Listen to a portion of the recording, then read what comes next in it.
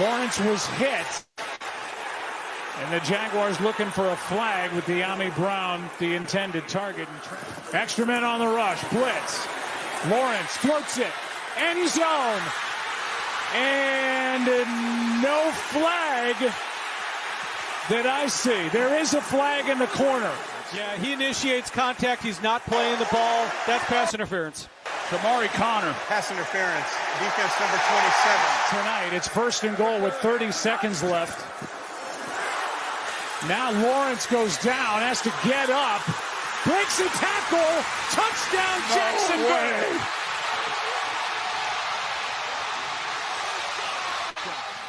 The center, I think, steps on his foot, or the guard. It's the right guard. That's what happens. Steps on his right foot as he's trying to come out, and it looked like he was dead in the rights. And here they all come. He looked like Earl Campbell getting out of there. But I remind you, this is not over. I also remind you that a kickoff out of bounds put the ball at the 40 to start this drive. They got the call in the end zone on the pass interference on Shamari Connor. And then Trevor Lawrence is able to take it in after falling down, getting stepped on, and one of the more exciting 1-yard touchdown runs you'll ever see. No, there's no kidding about that. They'll be careful about playing too deep. Underneath, neither receiver had their head around. It was Hollywood Brown and Xavier Worthy. 1st down and 15. Nobody's even rushing Mahomes, and he lets it go, hoping for a penalty. Incomplete. Jaguars win it.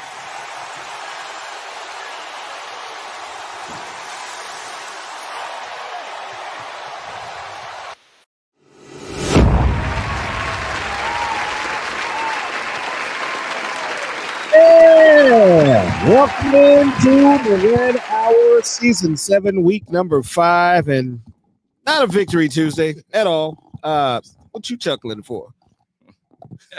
Because on the W show, Mike and Steve have a bet, and he said the Jaguars would beat the Chiefs, and I was like, Oh, all right. Well, look like we got something to talk about then. Yeah. And we'll definitely do that as we're here live once again. Thank you for joining us. I'm your host, Sean Tyler. Got the crew plus with us today. On my left, we've got Cousin Bets a lot.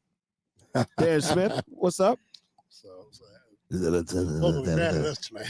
Turn his mic up, okay? They're gonna be mad at us tonight because we got a lot to discuss. They ain't gonna be mad. They saw that game.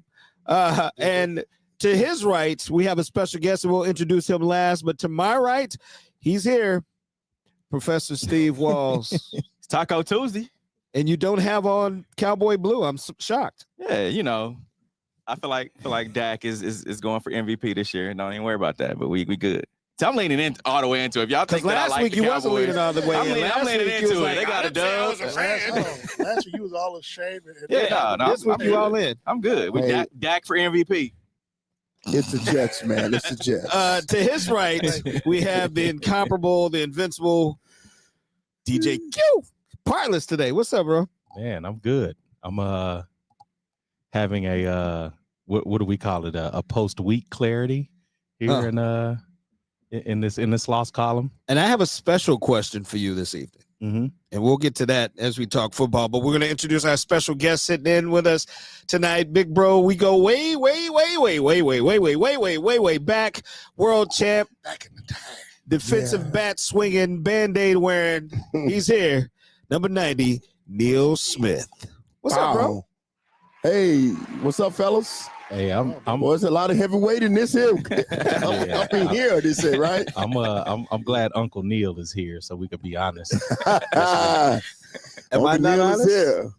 I'm just a collective. All right. I'm saying as a collective. So being held accountable because Neil's in the building today. Yes, all right. Yeah.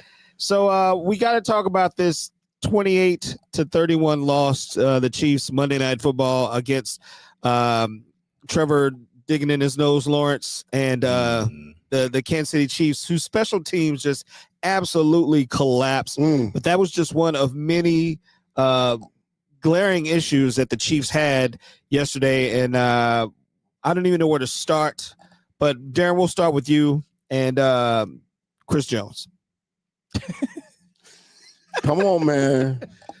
I mean, it's an effort play. I know he still hasn't gotten over what took place with his auntie from last week. So I know that was still weighing on his mind. But that was not a good look for him as the captain and leader of the defense.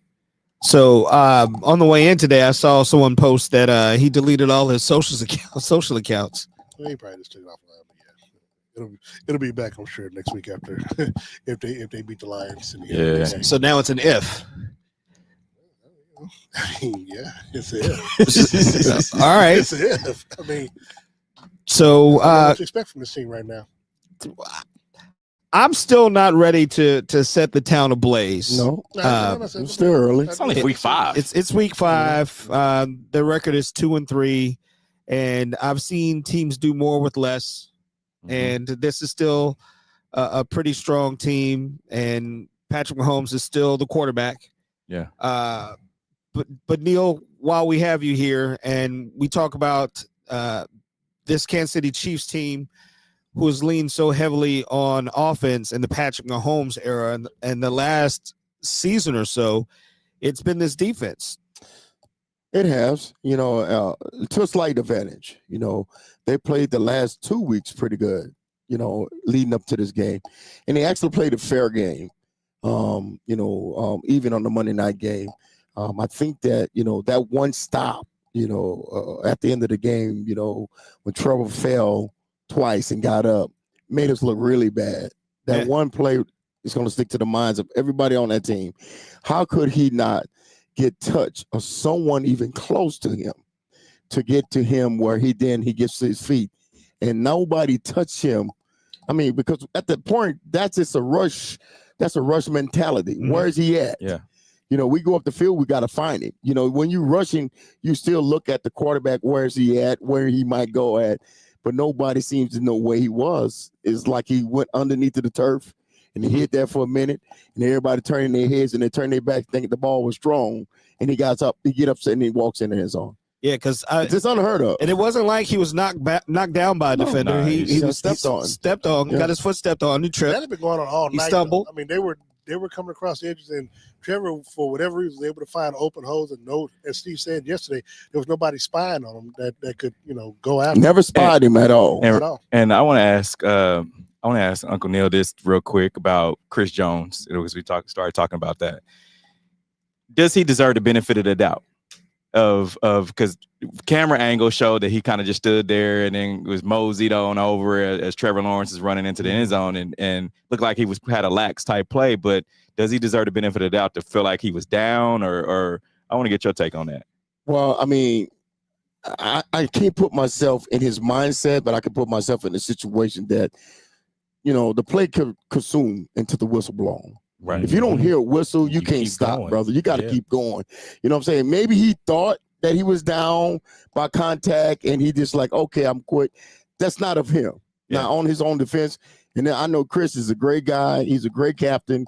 And, he wears it on his sleeves and on his shoulders. But at the end of the day, it made him look bad in a sense.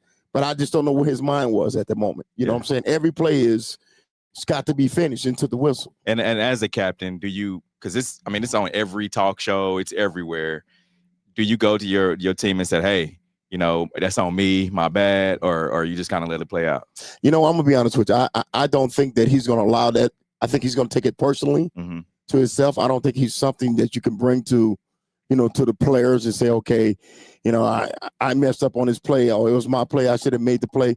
There was a tackle that was missed also. Right. And you know what I'm saying? That he walked in. I'm like, how could he miss that play? I don't know who it was, but someone had him around the waist and he just broke out of that tackle. I'm like, you got to get the guy out on the ground at that point. Yeah. But nevertheless, it was a bad play. I don't think that Chris should take this to putting it all on himself, because the game is won and lost by inches, but yet you can't let that inch or that one play affect what's going to happen. Okay, this is the first quarter of football and it's over. You got to just let it go and then build from there. Right. I'm not worrying about him right now because I know what type of player he is, but he got to clean it up. They're going to clean it up. They are going to. But there might be some doubters here. I don't know. Well, look, let me ask you this, because Steve, when we did our X Factor yesterday, I said my X Factor was George Karlaftis, and we talked about it on our pregame show. George got the big contract this offseason. Yes, he did. But he's been in essentially witness protection these first 5 games of the weeks. I mean, look, if I'm lying, I'm fine. Now, granted, during the game, up until the fourth quarter, he had 1 tackle in the game. I know he ended up with like a half a sack with someone else. But essentially, Chris Jones was getting double and triple team, which means somebody was essentially open on defense to make plays on the defense, especially on the front line. And George was pretty quiet. I mean, Chris can't do. I know we think because he's Chris Jones, he can do it all on the. He gets double teamed every time.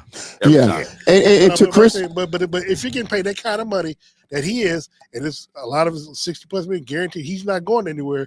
He's got to step up and make plays. Absolutely, he have to win the one-on-ones. There's no question that Chris have to win. Not Chris, but Colossus have to win the one-on-ones when it happened. But you got to also understand he's flip-flopping at all times, and this was happening to me and Derek. He's flip-flopping, and then Chris get to pick wherever he want to go at to figure like how we can win the one-on-ones. So basically, you're not dealing with the same guy all the time. You're going back and forward, and he's not that type of player where he can do that, and it adjusts because he's coaching issue.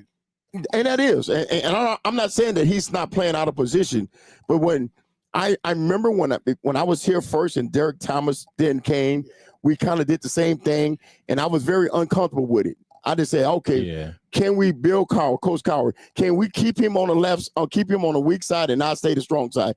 And I'm cool with that. You can move him anywhere around, but just let me have my left side. And he did. So, sometimes it might come to that point where you can say at all times, where he's at, where he's going to be at. Let's slide the line and see if they can win a one-on-one. And leading up week to week for you coming from either side is it tougher to prepare week to week, especially when you facing like different tackles?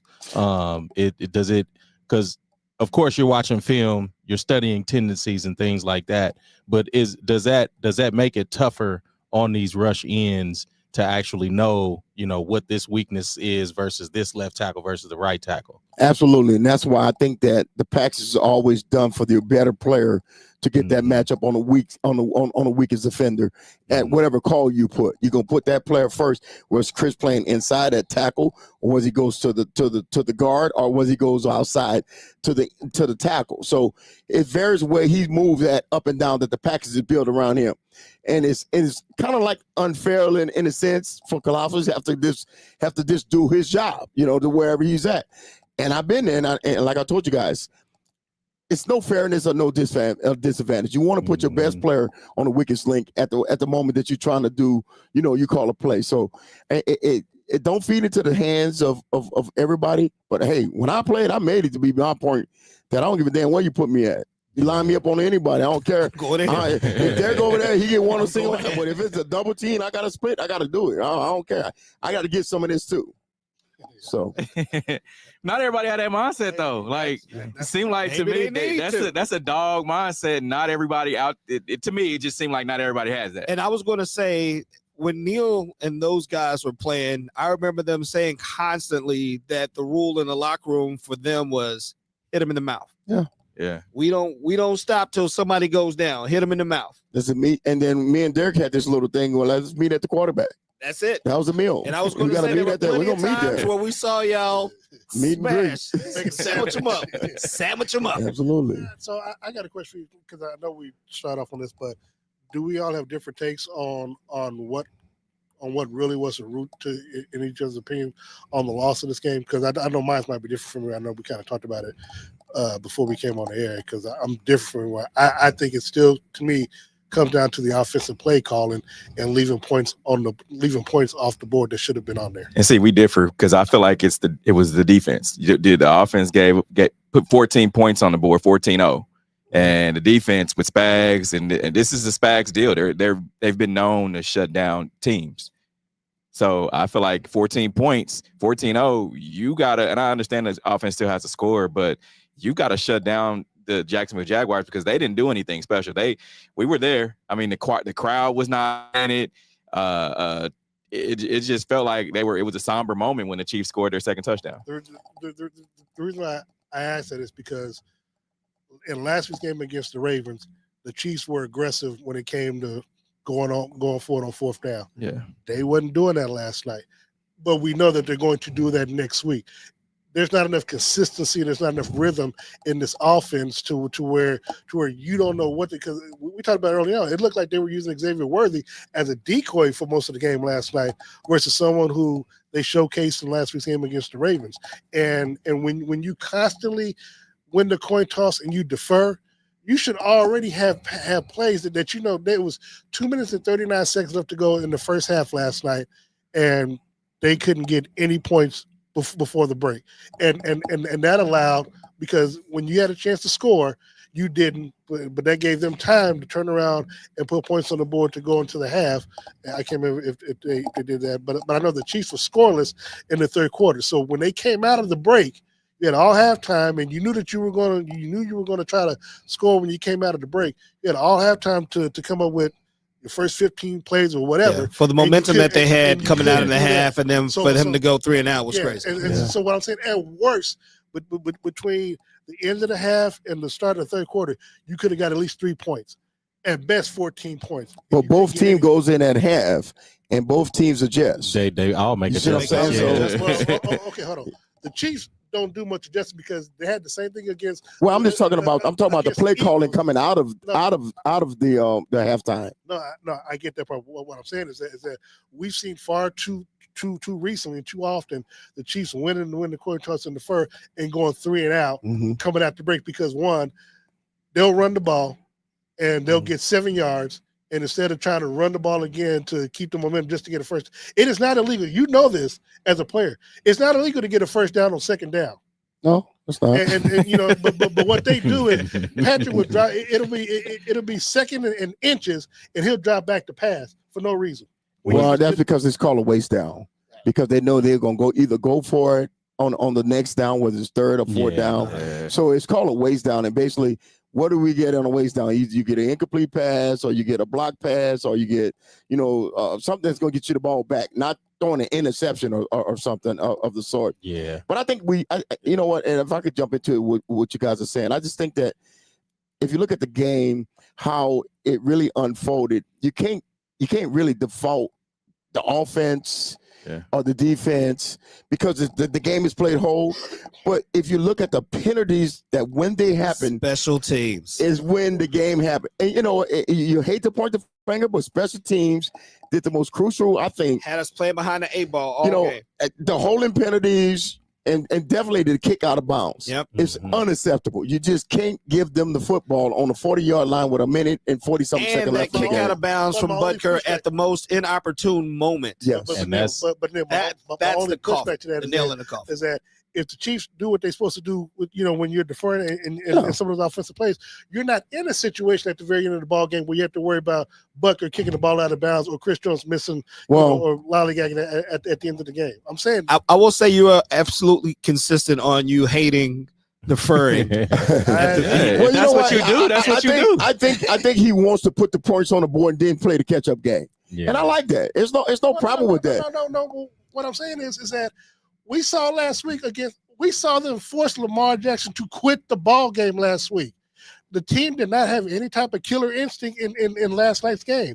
Again, like you said, they were up 14-0, but they went into the half with still 14 points. So you could have the offense, even if the defense allowed them to give a touchdown, that shouldn't stop you from being able to score. What did we say? We wasn't going to give the offense no excuse, Steve, for them to not be able to put points on the board like they did last week. Well, it sounds like the Jacksonville Jaguars were watching that game and decided to do that to Chris Jones and have him shut down. Yeah, like they didn't fold. Oh, they're gonna fold. They're gonna slide the line to you. They're gonna do whatever it can to get that double team to make that to make it one dimensional. We suffered through 10 seconds of watching Trevor Lawrence digging his nose on the sidelines while they were talking about know what you're talking about, brother. Collapsing. But you evidently caught that. I didn't guess that. He was just the whole time. This Chiefs team and Trevor's just. One last thing when it comes to the play calling. The Chiefs are 0-3 and Patrick Mahomes is the leading rusher. All I'm saying. Yeah, I just you know what, you touched a good point there. I think the rush game, we came alive last night. With our run game inside the red zone, inside the 5 to 10 yard line, where you got Hunt making good plays, and also we made some great plays in running the football, rushing the football, but the quarterback cannot, you can't depend on him every single week. That's to say going into the half, the Chiefs had seven rushes for 72 yards. Mm-hmm. Half of them came from Kareem Hunt on one of his rushes. Mm-hmm. Again, somehow, some way, Patrick Mahomes ended up with 60 yards rushing and was the leading rusher. Now I was telling Steve, that's a secret weapon that you hold for Patrick running the football in the playoffs. Mm-hmm. You don't want to see him running and being the leading rusher game after game. The 2 games that he wasn't the leading rusher, which messed up my parlays. But they won. A lot of that, and real quick on that, a lot of that is not. You can't put that on Andy because a lot of those are RPOs, and Patrick just take off running. That's totally on Patrick. I was going to say I'd rather see Patrick run and get that first down than Patrick overthrow one of the receivers by 10 yards. And you know what? We did get some positive out of that. So my question is this Jacksonville Jaguars team a team that you need to throw 40 times against? Oh, they're gonna throw it. I mean, they had to because you had to. Yeah, they're gonna throw it. Yeah. No, I think at this point you didn't have to. Had you done some things earlier? Well, and I think that's always my argument because this is also building off of what Neil said. You can't rely on Patrick Mahomes week in and week out to be the savior of this team, and I've been saying that since they want to treat they're him. not putting enough trust in their players. Again, we keep we keep talking about the running back situation. There's no consistency where we talked about it yesterday. Isaiah Pacheco starts, but then he sits out the second quarter, and then you expect him to have some kind of rhythm. When you're rotating these running backs, there's not enough rhythm for like Kareem Hunt had a 32-yard rush, then you take him out. Yeah, and that's what I'm saying. Like, is this game warranted of having him throw 40 times? Like, and especially with as tough of a defense as they have, do you want him to throw 40 times? And why aren't you trying to build some of this passing game with the patchwork receiving core that they have? Like, why are you not trying to build the passing game off the run? So the MVP. So would you consider that an arrogance about the team? I'll say this because they know how important it is to have your running back involved in the scheme of the game because they always shut down the running back on the opposing team. Right. That's one of their main focuses. Travis Etienne only had 49 yards yesterday, so they understand the importance of getting your running back involved in the game. And he had some tough yards too. So he did, but they don't use the opposite end of that on offense. They shut down the run way too soon. They go away from it, and then you get Patrick Mahomes as your leading rusher because it's watching that game yesterday was kind of disturbing as it's slowly unfolding. There was no way you thought the Kansas City Chiefs were going to lose this game. No, I know. And the odds said that. The booking was, it was all Chiefs. It was all Chiefs. And then it wasn't. The fans knew they were going to lose. They were about to be what was essentially going to be a rout. That fourth quarter was very telling. But the third quarter for me. But if you take Patrick, the way he know how to read defenses. The way he know how to read defenses, and he put a guy in motion, and he knows that it's a man-to-man, and his clock is ticking in his head. I'm thinking like this here. The moment that they turn their back and they go up the field, where's my scapegoat at? You know what I'm saying? And if I don't see what I see now, I'm taking off and running. That's why he's been so effective. He's a mess of this. I'm telling you, the man-to-man and finding just a scapegoat to get out. Yeah. And that's why you see them 30, 40 round, them yards that he get. Yeah. By pulling the ball down because everybody in the man-to-man is running with the back turn. The free safeties make the plays to make him come up and run the ball out of bounds. And you mentioned a master of this. One of the other things he's a master of is acting like he's going to run and getting right up to the line of scrimmage and throwing the ball. I was just going to say the 3 passes to Tyquan Thornton alone are reasons why we should not have lost that game yesterday. But season's not over. It's a long season to go. The Chiefs are 2-3 right now. First half. And it's going to get better, hopefully. And we'll talk about some of that. And we'll talk about some of the games around the league this past weekend. And Q, I'll give you my first question when we come back. We're going to take a break right now. We'll hit the chat box and see what you guys are saying online. Chat. And we'll talk more about this Kansas City Chiefs, the loss against the Jacksonville Jaguars, and this big game coming up against the Detroit Lions. You got it where you want it on this Tuesday. That's right. Taco Tuesday. Taco Tuesday. Hey. You smell like a phone bun. The crew is in the building, and the legend Neil Smith is with us. We'll be back in moments. You got it where you want it. It's the Red Hour.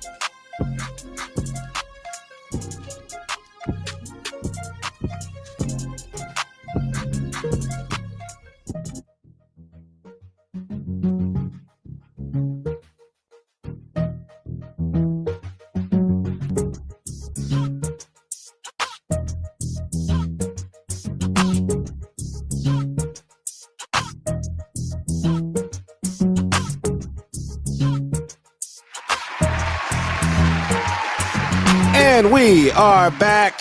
Season 7, Week 5 of the Red Hour. Kansas City Chiefs lose on Monday Night Football, 31-28 against the Jacksonville Jaguars. Duval stood up yesterday.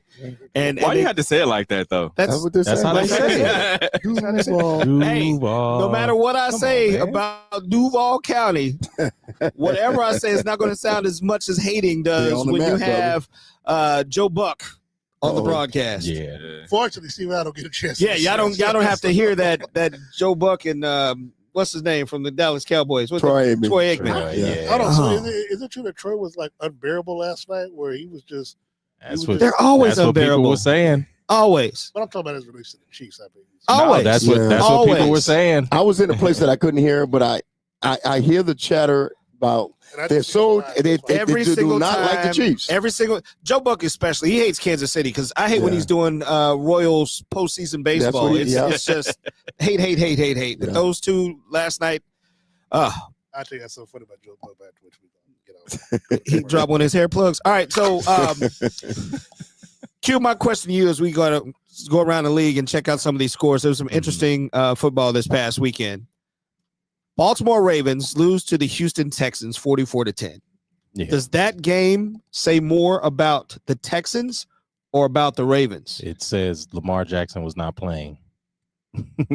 I mean, how many did they in? What, 10 points? Yeah. Yeah. And they averaging 30 something. Yeah. And I haven't looked at the breakdown of the game, but I would imagine they punted 5-6 times or They more. got a rash of injuries. I It's mean, a wrap for this Derrick season for the Henry got Baltimore Ravens. Yeah, Derrick it's not a Henry wrap. late- It's still late- early. late- Okay, late- I'm calling it like I see it. It's 4 quarters, guys. I'm telling you, this is just the first half, the first quarter. And that's we talk about this every year. Teams don't come alive till week 7 or 8. Yeah, that's what injuries. So you look at this next month of playing Yeah. and the injuries where they go, it just lingers on to the following month. You Yeah, know, that's you the get some point. guys that get injured earlier, they're coming back. Neil has a You know what I'm point. saying? Guys that suspended, they're getting back on the field. Yeah. If you think about it, last year Cincinnati started off 0-5, Uh-huh. and then they came. That's their finished- yearly thing. That's- No, I know, but they finished at like 10-7, barely missed the playoffs. So I get what you're saying on that. Yeah. But every team is not built like that. No, No, every it's not. team is not. I mean, Gotta have look, weapons. No. I mean, Kansas City, even at 2-3, they start off at 3-4 and lost the AFC Championship game. So, I mean, it can happen. But they get to the AFC Championship game. Yeah. But even Derrick Henry had 15 carries for 33 yards in that game. That's what I'm saying. It Like was- they didn't control it. It looks like they didn't control the game like at all. So that's why we just saw a highlight go across the screen. It was like 34-10. Yeah. Like Houston going to be in that mix, though. Yeah. They're going to be there. And shout out to my mama because she said hello, Steve. There you go. All right. So how about this Denver Philly game? it was a Hey, how about it? no, it was a hard fought game. So That could have these went anywhere. these are the games that I enjoy watching. Yeah, that's a like good game. So Good the football loss Hold on. No, I mean, it could be an L. Hey, I enjoy football. But then you got finished. But I'm gonna tell you something. Mhm. What that game showed is that someone like Sean Payton, they coached to win the game. And that's where Well, he And lost that's the where I first was- two games, though. He made a lot of mistakes in the first two I'm games saying, to cost them games. but they were on the road. It wasn't even at the end of the game, but I think third quarter or early fourth quarter when they scored a touchdown and went for the 2-point conversion. Yeah. It was like, okay, and that messed Philly up because that math wise, Yeah, but They're that's like, why? always Sean Payton. Like Sean Payton always is going to go for that 2. I mean, he did it in New Orleans for forever. But you He said had a Drew thing Brees too, though. because yes, but and that's where I was going with my comment. Like I really enjoyed that game because it really wasn't a chess match. Like it was Vance Joseph and the defense that he coached against Jalen Hurts. And Saquon talked about it like, hey, we drew up a play because he saw this in their defense. We pulled it out at the right time and it was a touchdown play. Like you had to dig deep, is what you're saying. Hold on. Here's the biggest problem in that game. Saquon only had 6 touches running the football. That's a problem. And that's the thing. That's the thing I want to know. That speaks to how good they are on defense. Like Who? Denver? Yeah. Yeah, you know what? I lost $100. I ain't gonna lie. I lost $100. I thought Saquon would definitely get 100 or more. Did y'all see that game? I thought Saquon would get at least 20. But also they were 6 carries in the first quarter. Let alone but also no purpose. They were also down. Non-factor. They were also down. Lane Johnson. What is he? Right tackle, and then their left guard or something like that. So that's where the offense also sputtered as well. But Philly doesn't have that Eric Bieniemy on the sideline that's going to be able to pick apart certain defenses, especially when you're up against a Sean Payton and a Vance Joseph like that on the other sideline. Let me ask this question: do they share the same coordinators from last year's Super Bowl team? No. I'm not on this question because I was on a podcast earlier and we wasn't sure about this. Out of five out of the last 6 years, and then even going into college, Jalen Hurts has had a new offensive coordinator every season. So I said it to say that all these new coordinators had to do look at last year's tape or just 1 or 3 plays. Saquon to the right. Saquon to the no, right. I think they listening to me. To be honest, though, I think Philly has an issue listening to the people on the outside. Well, because a lot of it's don't true. pass the ball. You got his wide receivers upset, and then he goes and passes the ball, and they lose. So would you rather them again? They lost because they got out schemed by the other team. And again, you can't. And I could defer to Neil on this, but once you see like a certain weakness in a team, and you can't even explain it to your coach for him to get it and say like, oh, we need these plays. And so now again, you're calling these plays because this was another thing that the issue that they had was getting out the huddle slow. Because now he's trying to figure out what to call, and now Jalen's getting to the line. All right, this is not it. I got an audible out of that, and so that's when they had that callback where they had the illegal shift. So again, you can't play quarterback and offensive coordinator at the same time. Like Peyton Manning did it well. I was going to say there have been quite a few successful quarterbacks who were able to do that, and I remember you saying that he was one of them. No, he won a Super Bowl off of doing that. So I don't want to hear no excuses against this Denver Broncos team. But totally different thing because again, Philly just not doing it like they did it last year. Exactly. And I'm just telling you, they had a balance of run pass option where it was so unbelievable that everybody knew that they was going to get the ball or get some touches or they're going to be involved. Now they to the point where they're not sure because everybody's pointing the fingers of what it is. And yes, they have a lot to do with they have to do with your new coordinator. But they got to get on board, or they're gonna get out of here. And that's what a lot of the conversation is that the players have to get on the same page because our coordinator is not going to do it. And I tell you what, Spags put some stuff on film in the Super Bowl that shut down the head of the snake and Saquon I mean, Barkley. that's what you do. Absolutely. You got to put your best out there. You know when you're in those games because it's a one-time thing. You don't want to show that. But once you show it in the Super Bowl, it is there. Now they know. Yeah. Teams know from the other season, then they'll use that same stuff. This is what they can do. This is what they can do.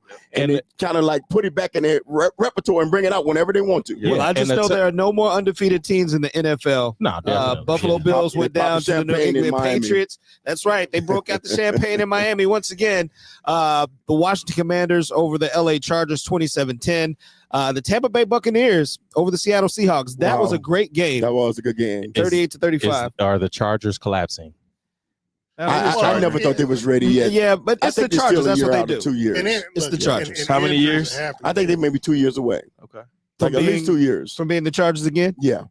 Because they're going to keep charging. Well, I mean, I'm just being honest with you. I think that they have a good coach. Yeah. They have great players around. They have great but they have a great quarterback. Don't get me wrong.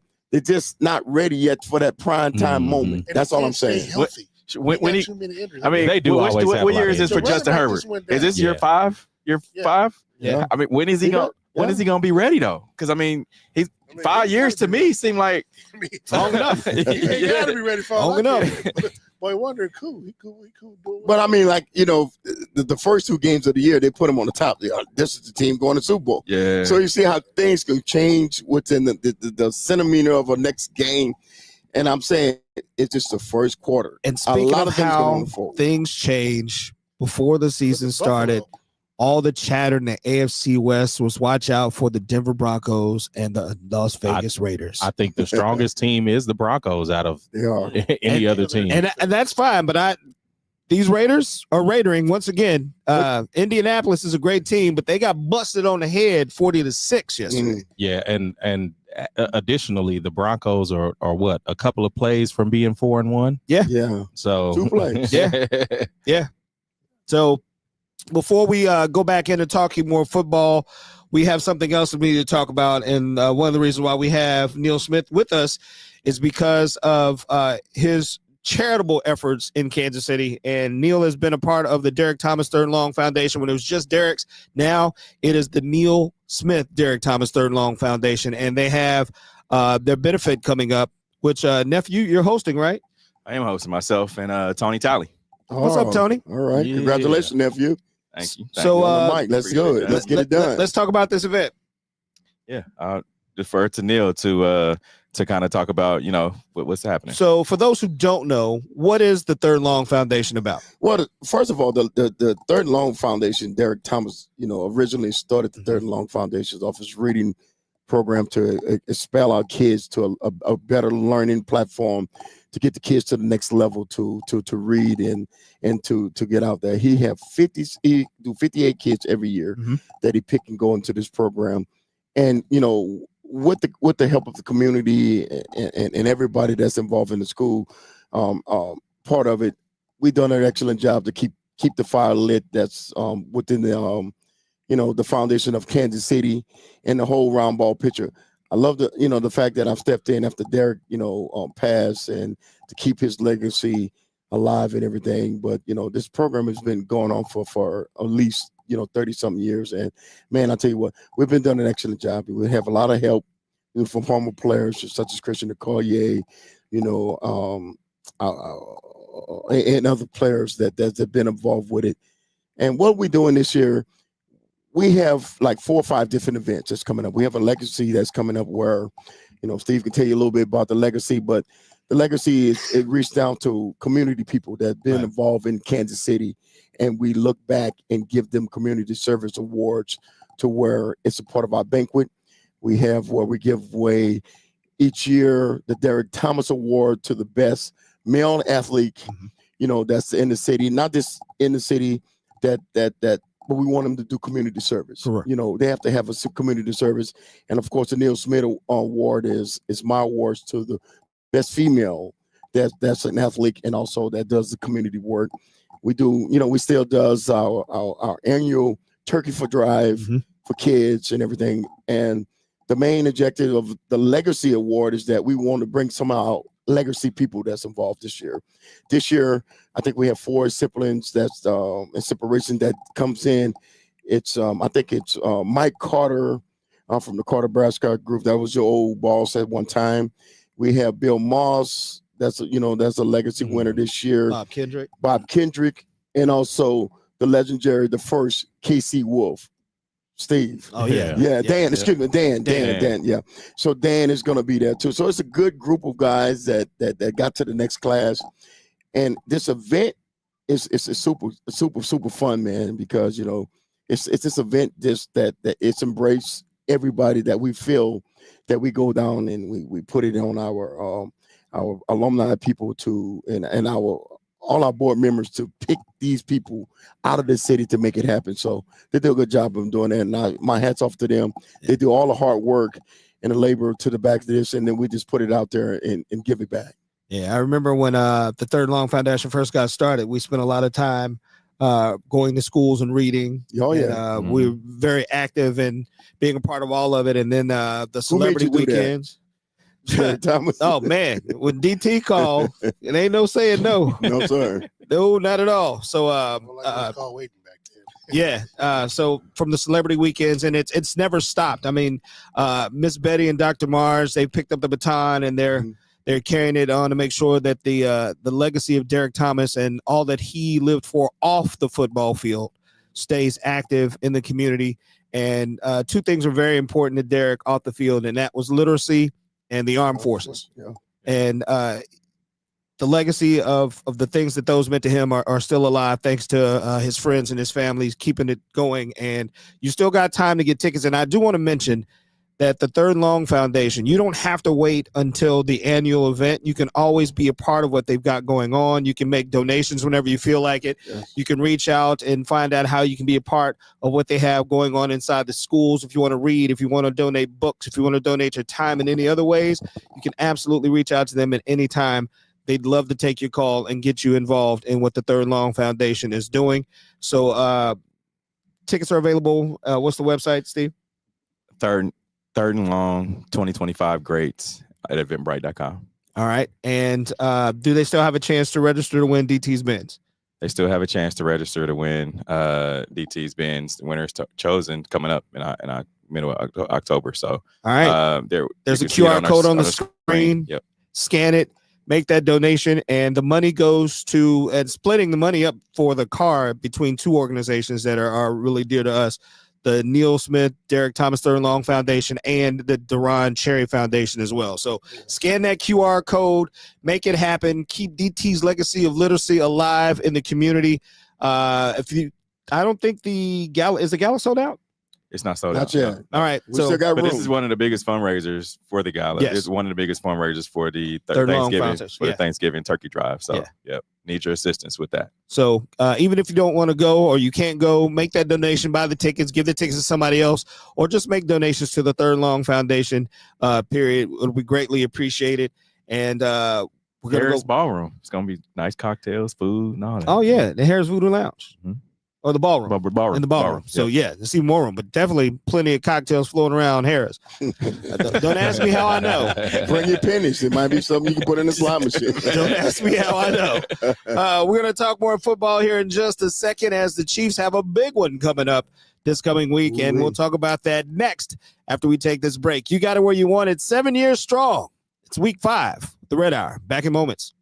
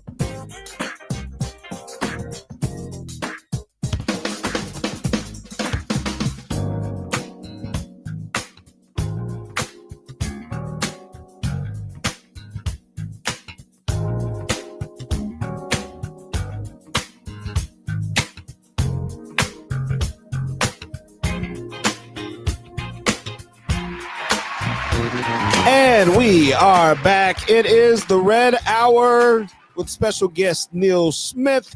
He's in the building, and the Kansas City Chiefs, of course, under 500. The last time they lost, I think, 3 games in a row. The third game that they lost was 7 the years. Super Bowl. Yeah. Last season. It Wow. wasn't last season. No, it wasn't last. It was 16-2. It was 15-2 last year. 15-2. Okay, but that's the only third loss that they had was the Super Bowl. Yeah, so I said it right. But this weekend they are going to be playing Sunday Night Football against a very tough opponent in the Detroit Lions, coming to GEHA Field at Arrowhead Stadium. Now we know that this is a game that's going to test the strength of the cojones of the Kansas City Chiefs, Bring your and big boy pads. to see if they're all about that football, because we know that this Lions team, they don't stop. You talk about a relentless football team. This is not a no play. This is a no plays off game. Brace. Yeah. This is definitely not one of those, hey, we're up by 10, let's ease up. No. However, I do feel like that this game, and I won't say it's a little bit easier as far as quarterback, and Neil can probably answer this better than I can, but you have a not a mobile quarterback, right? Like Jared Goff's not gonna run all over you like a Lamar or a Josh Allen or somebody like that, but they do have two running backs. Neil, is there a big difference between a non-mobile quarterback and a mobile quarterback when you have, let's just say you have somebody like Trevor Lawrence and then you got Jared Goff? One thing about Goff, he's a rhythm quarterback. Mm-hmm. And what his rhythm is, he know where he wants to go with the football versus what you show him as far as the pre-snap. And he trusts all the ability of everybody that's around him. And that's why this football team for the last 3 years has been the talk of everybody trying to get there. This team is very close. I think this game right here for us in general, it's a makeup game. If we can win this football game right here, it would then shut the critics up. But it's going to be a hard, huh? So man said if. I'm saying if we can win this football game, it can shut the critics up to where we're at in this season. And I'm going to say if, because this is a very good football team. You can't underestimate this team, the strength at all. Both sides of the ball. Both sides of football, and they're going to play hard. They have a coach that's an interface guy that get every bit of drop out of every player that plays for him, because he's a great motivator. But nevertheless, I think that it's a perfect moment. Once again on a big stage, how we can close this football game. To us, we need to finish. The Chiefs need to learn how to start the game to finish the game. This team is going to be a team that's going to finish. And if you allow them that opportunity, they can beat you too. I was really hoping from that Monday night game when we were doing the show here and Baltimore, Detroit was playing. I was telling Steve, if anybody should have been watching that game closely, should have been Steve Spagnuolo, because he should have been up late trying to decipher how we're going to beat both of these teams. Did a good job against Derrick Henry, but they got a two-headed monster. That's and both of them running. And I was just getting ready to say, receiver and a running back. And I was just going to say, we haven't even talked about Amon-Ra St. Brown. We only talked about the running backs, because he's a dog. See what I'm saying? Or the tight end. Yeah. Or the tight end. And they got some good skill players. And their defense, no slouch either. And they got speed too, Jamison Williams. So this team coming in here, Sunday Night Football, it's going to be the one to watch. ESPN analysts are predicting Kansas City has a 55.4% chance of winning this game. And I think most of that is probably because it's at Arrowhead. Yep. I don't know, because it's a Sunday night game too. Yeah, the Lions are the favorites right now in this game. I'm just Chiefs are the favorite. Well, this is. I saw the Lions at 1.5, which is crazy because I mean I get it Arrowhead, but you got to remember the it changes every hour, guys. Every minute. And as they get closer to the game, it's going to change every minute, because something they know we don't know. But they get everybody excited. And they're trying to lure people in to make those bets and just kind of swing as the weeks go by. The money line with the Chiefs last week was so hard on the Chiefs. Whoever put the other side, they won big. So I'll ask Q this to see if we can get an unbiased opinion. What do you say if you are addressing the Kansas City Chiefs in the locker room pre-Detroit Lions game? Put your coach hat on. What do you say to them? What are you going to say to the Kansas City Chiefs after this loss that they took in Jacksonville before they face the Detroit Lions? Come on, Coach Q. Somebody needs to let the dogs out. So you're just going to say somebody, you're not going to point fingers? It has to be somebody. It doesn't matter who Anybody. it is. When you look at the wide receiver core onto the tight end, like you need Travis to have a game where he's not dropping the ball or, whatever it is. You need somebody on that defensive end again. I mean, on the offensive end from the wide receivers that are going to be able to play against a very tough physical defense. You need the offensive line to show up. And I'm saying that from a sense of the ball needs to be ran. It needs to be controlled.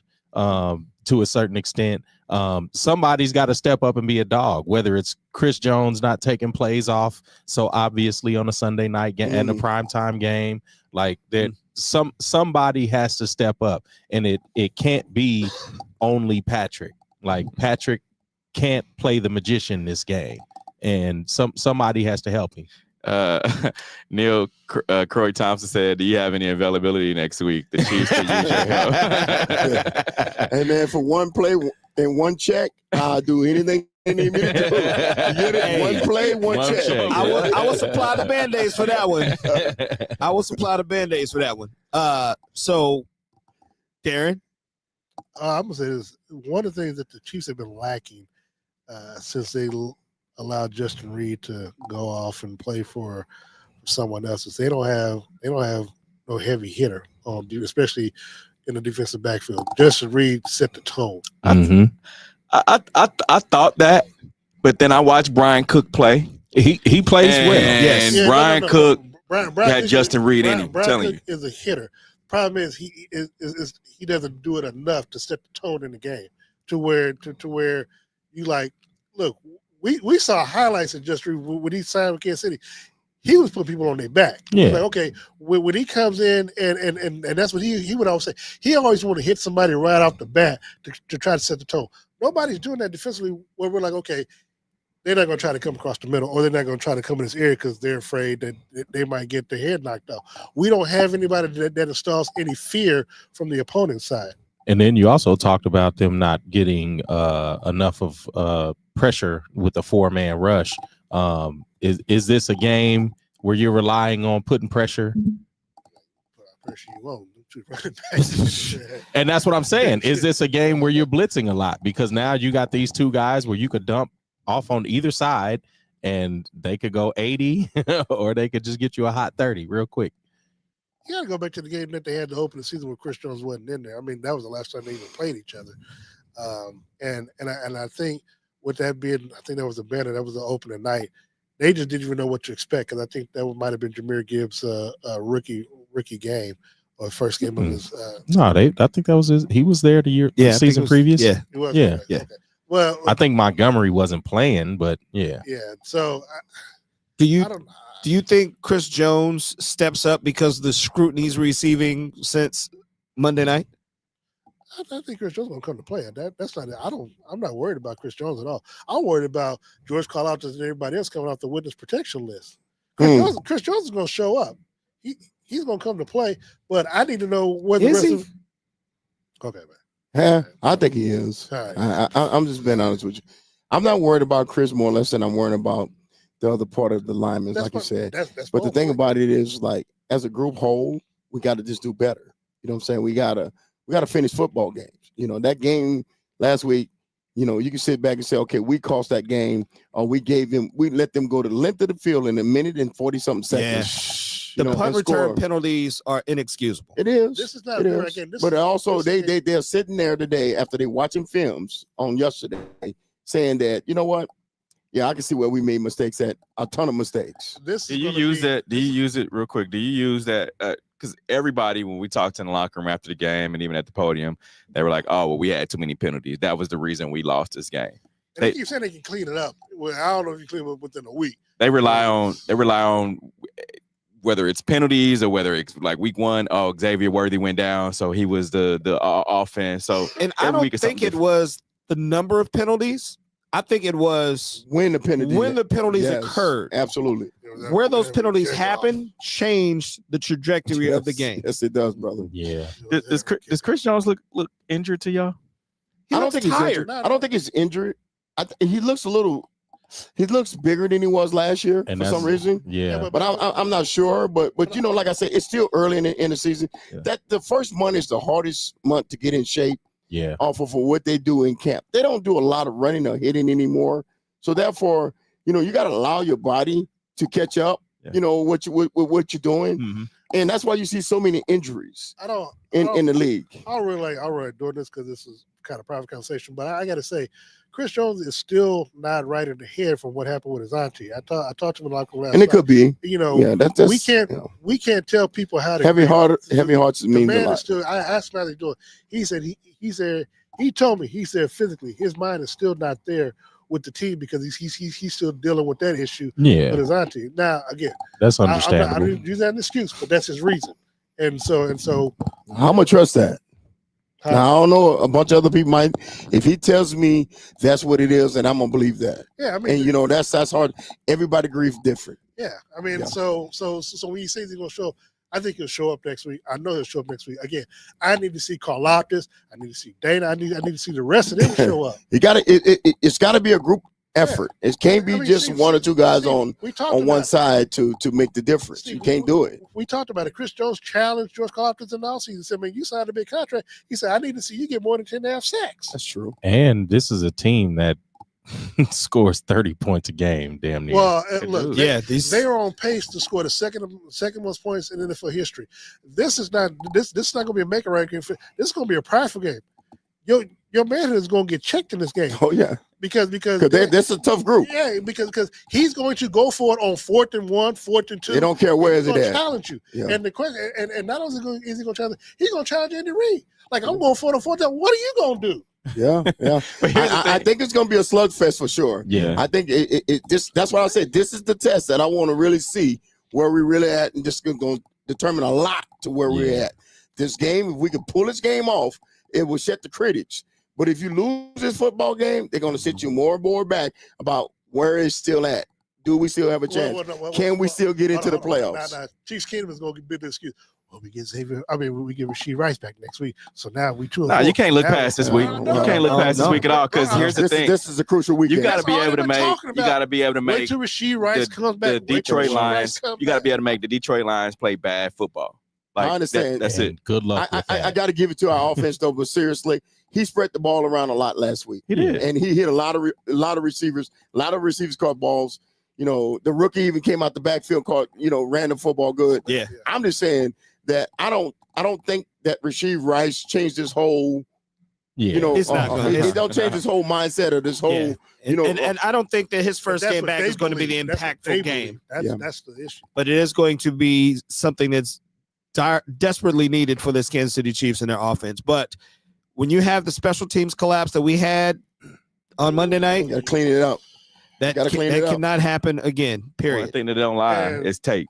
Tape don't lie. And like Neil said, once you in the film room today and everybody sees your position and what you doing, because you ain't nowhere to hide. No. So I think the big eye in the sky don't lie, brother. Exactly. Don't lie. And they are not cutting Harrison Butker this season. So he's just deal with it. No, it's not. He's cutting himself. Well, I don't think they're going to even he ain't going nowhere. He's the highest paid kicker in the league. I don't think they're going there. One thing real quick though that we did not mention and we have not talked about this past couple weeks is Jawan Taylor. How well he's been playing. I think you want to not talk about. I mean, I'm just saying, man. I don't would, but Jawan Taylor's been playing well. There's a reason why we're not talking about it. And the penalty that he had yesterday wasn't on Jawan Taylor. So let me tell you, you brought his name up. If he gets a penalty Sunday night, it's on you. It's on your head. It's on me. Yeah, because you brought it up. It's all on you, Neo. That's the reason why we don't mention the name that should not be mentioned. I'm just saying, you got to go get out there. You play like you're supposed to. You getting paid to play. You got to get a man his flowers when he doing good, just as much as we talk about. I don't even know what his contract looks like, but he probably would make more money if he got paid per flag. Okay. So with that being said, before we end the show, we got to do our picks. We're going to start with your nephew. The Detroit Lions coming to GEHA Field at Arrowhead for Sunday Night Football. 4-1 against the 2-3 Kansas City Chiefs. Who wins this battle? It's gonna be a knockdown drag out at Arrowhead, and it's a race to 30. Like you said, they score 30 points each and every week, and it's gonna be a race to 30. But I think it's a rebound game for this team. And y'all can agree or disagree, but this may be a make or break your season game. It is. And so with that being said, you've got to win. So I like my chances with Steve Spagnuolo and his defense.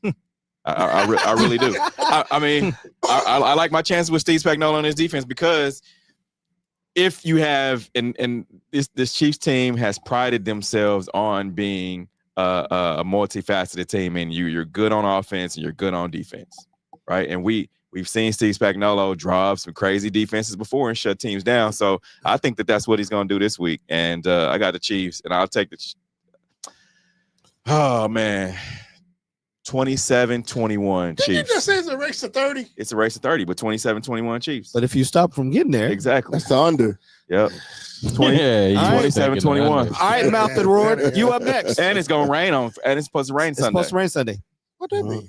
So That even better for the Lions. Hey, that's not good. Hey, that's not good. That's not good for the dome team. Hold on. You think so? That's They'll not run good the for the dome football. team. They'll run the football. Now that they're gonna have to do. And we saw what happens when star running backs go up against this Kansas City Chiefs. They shut them down. And Pat throws in the rain. He don't care with rain, sleet, snow, or shine. He's gonna throw the football. And the little droplets of rain might help correct his vision, and he gets the ball to the receivers. So now, where you going at with this? Now, there, where you at? And you remember, you got to go to Arrowhead to ask these questions. So go ahead. I got to go to the locker room. You got to go to the locker room and ask these questions. That's what I said. Stand on business. Say what you chest. How many did you come back to me? Shut Go ahead. Go ahead. Go ahead. Go down to DJ. Don't let him next to Neil let you walk you out of this. I'm just saying, you got to go to Arrowhead go. to ask some tough questions. What happened? Let's see. I'm gonna be honest, man. I think Detroit comes in and pulls off the win, and I say that as hard as it is. I say that because I still see things offensively that I'm concerned with when it comes to the play calling and when it comes to balancing out between the run and the pass. Again, it looked good last night. But again, Kareem Hunt had a 33-yard run. He only had maybe 16 additional yards. Patrick being the leading rusher. If he's the leading rusher, they're already 0-3. I'm not liking that stat right now. The penalties, I don't know if you cut down from 13 to whatever because you either coaching it or you allowed it. And they've been penalized way too much this season. They're starting to look like the Oakland Raiders with all these penalties. Stop that madness. Oh, okay. Hey, it is what it is. That's not a disciplined team, but but 13 penalties tells you what they weren't disciplined last night. Yeah. And my biggest fear, which I talk about, is that now it seems that Harrison Butker is making some sort of play or not making a play every week thus far this season. Every week. And if it's raining and it has to come down to a field goal, can we trust it that he's going to make it? So I just think that right now, the way that they are playing for Northern, I think the way that they are playing, I think Detroit can come in and beat Kansas City. I do think it's going to be a race to 30, but I think it's going to be a high scoring game. I think it's going to be a 35-32 type of ball game where Dan Campbell is going to make he's going to make the moves on fourth down where the Chiefs aren't. And because they're not consistent in what they do, I don't know if it's going to work out for them. So I actually, first time, I'm not going to go back like I did a couple weeks ago. I got Detroit winning this game. All right. And it hurts. It hurts. Yeah. But Jalen hurts. Jalen hurts. We took the words right out of my mouth. Crazy thing is, we're gonna be in this locker room. He's gonna be talking. We're gonna be in the locker room. He's gonna be talking to somebody. I'm like, hey, Darren, who you say you got this week? Yeah, I'm just saying that's why they got betting on. Watch. He's gonna be talking to somebody. Hey, y'all know he picked Detroit. Hey. That's all right. Hey, that's cool. Hey, you know what? You don't have to pick on They see the tape. The man, he bets online. I picked him against the Eagles too. What happened? Okay. Yeah. So, Q.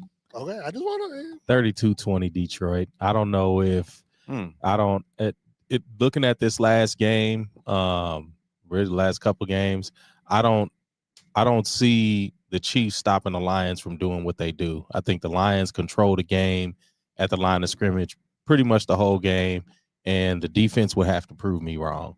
All right.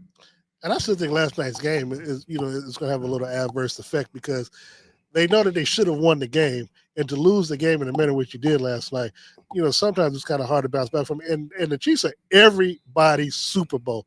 You have to play at a high every single week, and sooner or later, it just it becomes taxing. All right, bro. You want to go ahead and all right, make Sean. a pick? All right, for me and you, ball head to ball head. Now don't forget. Me and you never see me like this, nephew. Hold on. Don't forget now. The M&M's over here. Now don't forget. Your name was up there. Hey, okay, you're not gonna put no pressure on me, but this, I think this is gonna set the whole example where we're gonna be at this year. I think this is the turning point. I've never seen this team not answer to the call. Up until this point, within the last 5 years, they have not fell short of this type of situation. And I believe that it is going to be a 37-35 Chief win. And the reason why I think that it's going to be that, because this is the moment that they need. You know what? I think that Buckner, you give him a chance that he know he made a mistake, he can clean it up. And he have the leg. He have the leg for it. Hey, in the words of Dre from Brown Sugar, every week. Every week. But you know what? He got one damn job to do. One. He got one job to do. Kick the damn ball. This is going to be his opportunity to clean it up. Keep it in bounds. He's won this team a lot of games. So that don't mean we afforded an opportunity to lose more. It's week 5. Just because he's had a couple of misses early in the season, he's won this team a lot of games. He's had a lot. We talking Super Bowls. What have you done for me lately? Nah, man. Steve, to be fair, he's been consistent. Every week has been something. Yeah, but one huge mistake. And I get your defense. It's mentally in his head that it's kickers are like they're like superstitions and all this other crap. Because they put the shoe on the wrong foot, same foot. They get their pants. They do all kind of crazy stuff. And Steve, I asked Bucker. It's online. On video, about him going back and it is in his head. Yes, in his head. He goes back and looks at it and knows that if I'd have made X kick here earlier in the game, it might not have had the effect of because now you're thinking through it and not playing. So all the people who sit in the end zone at GEHA Field at Arrowhead, I need somebody to get a big head of a Butker check stub just to remind him what he's being paid to kick the ball. Just to keep it in perspective. I really believe it's going to come down to him, and he's going to seize that moment. Absolutely. All right, so there you have it. Hopefully, we'll get back with a victory Monday. Because we know you don't just a Super Bowl, but this is a big game. Where you at with this, man? Like you can be all over ball head. Remember that? Ball head. I gotta live here, but that's why and I hate to do this, but majority rules. I don't see the Chiefs walking out of Arrowhead with a win against this Detroit Lions team. Okay, so we're 2-2 and here. I think it'll be by 3 points. Yeah. I think it'll either come to a Butker miss, or a Bucker, or a Butker make it. A Butker, Go ahead, say it. butt kicker. I think it comes down to 3 points, and I think that Detroit will win this be game. victorious in this game. Okay, man, this is gonna be one of the games where you're gonna have. I mean, every series is gonna have to be a 4-down series. There's a shakeup that needs to happen at one Arrowhead drive. It's been happening. I'm not talking about on the field. Something is going on, and there needs to be some kind of shakeup to set them right. Losses set you right. Not always. Sometimes losses set you back. They don't lose too many big games, and I don't see it happening. Go to Vegas and ask that team that lives inside of Darth Vader. Ooh. Yeah. And in our division. This is the second Oakland Raiders reference that y'all done had today. I don't like it. I don't know. They might have believed in that. They might have believed in the Oakland Raiders. The Las Vegas Raiders. All I know is that flag that's buried under the helmet of Vader is working. It's working. All right, folks, that is going to do it for us. 7 years strong, week 5. Bro, appreciate you coming in. You're more than welcome to stop by anytime during the season. Let me know. You got something you want to get off your chest about this team, just hit one of us up. I'll let you know next week. We'll save your parking spot. I got a question for you. Yes, sir. How did Patrick Mahomes look going into the game? Because I was going to say I did not get to see the pregame. He had the eye of the tiger. Don't worry about it. I seen it. I'm hosting an event this weekend on Saturday. The Giving Hope Foundation has a big gala every year. Giving Hope Foundation is a food pantry in Wyandotte County. They're the largest food pantry in Wyandotte County. And because of everything's going on economically and with the government, every week, the number of people that they feed in Wyandotte County is going up by hundreds. And in Missouri, even with harvesters, a lot of people don't understand that they have to buy the food that they give away in these pantries. So in order for them to continue to feed those who can't make ends meet, and I hear these stats and I'm learning that a lot of people, especially this year, are people who have jobs, people who have homes. They just can't afford to pay the bills and feed their families. So a lot of people who are your neighbors, even your relatives, are feeling embarrassed that they have to go to food pantries. And the Giving Hope Foundation wants them to know that there's no reason to be embarrassed, because you're doing something that you have to do to take care of your loved ones, and they want to continue to be there, to be that beacon of light for those families. So I was in a meeting with the Giving Hope Foundation, and I missed the entrance of the game. So I did it within good reason. So I just wanted to put that out there. The Giving Hope Foundation is an amazing organization. But that's going to do it for us this week. Don't forget to go on to the Third and Long. What's the website again, nephew? It's Third and Long 2025 greats.eventbrite.com. And that event takes place on Thursday, October 16th. So you got time to purchase those tickets. And again, if you don't buy tickets to go to the gala, donate. They'll take your money. It's going to a great cause, the Third Long Foundation. And once you scan that QR code to try to win DT's Mercedes, that goes to the Third Long Foundation and the Duran Trey Foundation as well. We thank you so much. Wherever you're watching us from, you can spend your time watching any football recap program in the world, but you spent your time with us, and we absolutely appreciate it. 7 seasons strong. We'll be back, hopefully, on a Victory Monday next week, and we'll see where Q parts his hair. Somewhere Q. That's what I wait for every week. Right where that gray spot is. Hey, remember, it does not take a lot to be good to one another. Share some grace with somebody. Be nice, crack a smile, love your neighbors. We'll be back in a week, y'all. Peace out. Be good to each other. We out.